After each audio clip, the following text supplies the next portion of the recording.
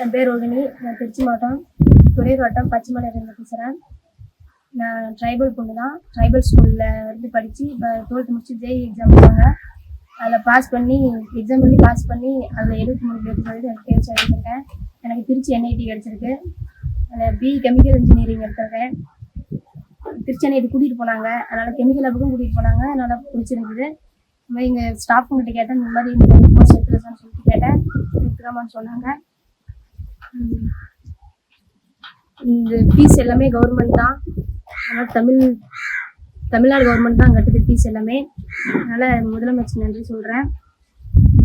தலைமை ஆசிரியர் அவர்களும் மற்ற ஸ்டாஃபுங்க எல்லாம் உதவி செஞ்சாங்க. வீட்டில் அம்மா அனுமதி கொடுத்தாங்க. நாங்கள் கூலி வேலை செஞ்சால் நானும் படித்தேன். எங்கள் வீட்டில் அப்பா அம்மாவும் கூலி வேலை தான் பார்க்குறாங்க. கொஞ்சம் கஷ்டப்பட்டு தான் படித்து நான் இப்போ மார்க் வாங்கினேன்.